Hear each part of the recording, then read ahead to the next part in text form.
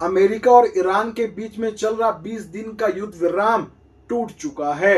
Donald Trump ने clearly कह दिया है कि युद्ध विराम खत्म और हमले शुरू। सवाल उठता है कि ऐसा क्या हुआ कि जो 20 दिन से चल रहा युद्ध विराम था ये टूट गया। तो अमेरिका के मुताबिक ईरान ने स्ट्रेट ऑफ हॉर्मुज से गुजर रहे 3 जहाजों के ऊपर, 3 शिप्स के ऊपर रॉकेट लॉन्चर से हमला किया, जिसके बाद अमेरिका ने ईरान के ऊपर जो है जवाबी कार्रवाई करी है। और जवाबी कार्रवाई ऐसी करी है कि अमेरिकी फाइटर जेट्स ईरान के अंदर घुसे और ईरान के लगभग 90 ठिकानों के ऊपर हमले किए और एयर स्ट्राइक करी है। और ये एयर स्ट्राइक तब की गई जब ईरान के पूर्व सुप्रीम लीडर खेमनेई के जनाजे का जुलूस निकाला जा रहा था। उस वक्त अमेरिकी जहाज ईरान के अंदर घुसे और ईरान के अंदर बम बरसाए, और इसके बदले में ईरान भी चुप नहीं बैठा। ईरान ने अमेरिका के जो बेस है कतर में, बहरीन में, इनके ऊपर 80 से ज्यादा हमले किए हैं, 80 से ज्यादा हमले किए हैं। तो कुल मिला के युद्ध विराम खत्म हो चुका है और फिर से युद्ध छिड़ चुका है।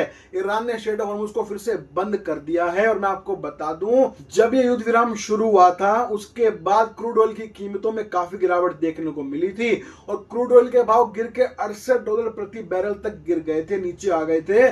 जिसके बाद अब ये ताजा हमले शुरू होने से अब फिर से क्रूड ऑयल के भाव बढ़ने लगे हैं, जिसका मतलब क्लियर है हमारी जेब के ऊपर फिर से जो है बोझ पड़ने वाला है। आज की डेट में क्रूड ऑयल की कीमत 78 से $80 प्रति बैरल पहुंच चुकी है।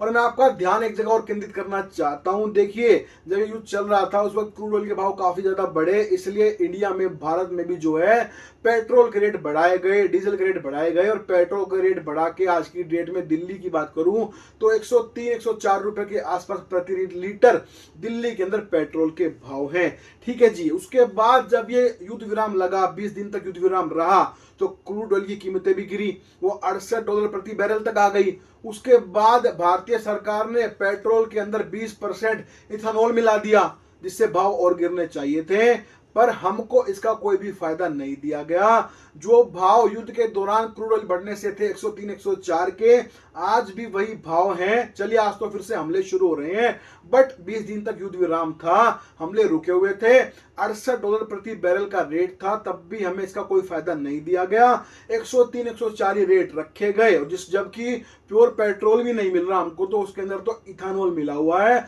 वही इथानॉल जिससे हमारी गाड़ियों की एवरेज गिरनी शुरू हो चुकी है। और लॉन्ग टर्म में इसके इफेक्ट जो है बुरे बताए जा रहे हैं। कंपनी के जो मैनुअल बुक्स है उसमें खुद लिखा हुआ है कि E10 तक जो है 2023 से पहले की गाड़ियां E10 तक का फ्यूल जो है वो टॉलरेट कर सकती हैं, आप डलवा सकते हैं। उसमें भी वार्निंग दी गई है कि E10 का जो फ्यूल है, अगर उसमें कोई परफॉर्मेंस में दिक्कत आए, गाड़ी चलने में समस्या हो जाए, तो आपको स्विच करके वापस से प्योर पेट्रोल पे आना है। पर सरकार ने क्या किया है, E20 मिक्सिंग कर दी है, हमको कोई ऑप्शन नहीं दिया है और हमको मजबूरन में आज अपनी गाड़ियों में, बाइकों में, स्कूटी में, हर चीज के अंदर हमको जो है 20% मिलावट वाला, इथेनॉल वाला पेट्रोल डलवाना पड़ रहा है, जिससे हमारी गाड़ियों की एवरेज तो गिर ही चुकी है, गिर रही है, तो सरकार खुद मानती है कि हाँ एवरेज गिर रही है। उसके बाद जो लॉन्ग टर्म में हमारे इंजेक्टर्स हैं, फ्यूल पंप हैं, गाड़ियों के इंजन इनमें कोई दिक्कत आएगी वो अलग है। तो इथेनॉल मिक्स है, उसके बावजूद रेट नहीं घटाए गए, क्रूड ऑयल के रेट गिरे तब भी रेट नहीं घटाए गए। और अब फिर से युद्ध शुरू हो गया, हमले शुरू हो गए हैं,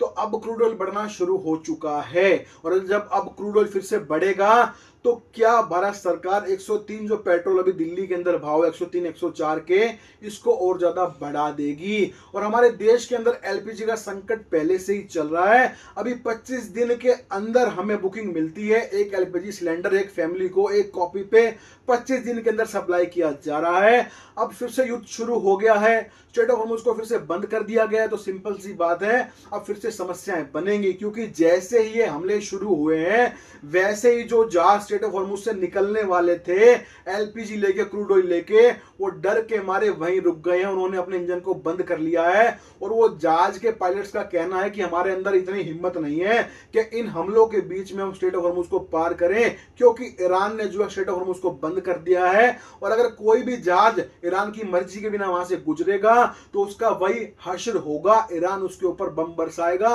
रॉकेट लॉन्चर से हमले करेगा। इसलिए फिर से एक बार पूरे देश के अंदर फिर से, स्पेशली हमारे भारत के अंदर जरूर ऐसा लगता है कि एलपीजी का भी संकट फिर से जो है होने वाला है, और पेट्रोल का संकट भी फिर से होने वाला है। और पेट्रोल का संकट तो चल ही रहा है क्योंकि हमारे पेट्रोल में इथेनॉल मिलाया जा चुका है।